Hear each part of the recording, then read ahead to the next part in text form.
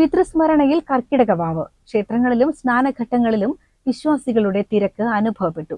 കരിമ്പുഴ ശ്രീരാമസ്വാമി ക്ഷേത്രത്തിൽ ഏകദേശം 4000-ഓളം ഭക്തരാണ് ബലിതർപ്പണത്തിൽ പങ്കെടുത്തത്. രാവിലെ ആനയൂട്ടും നടന്നു.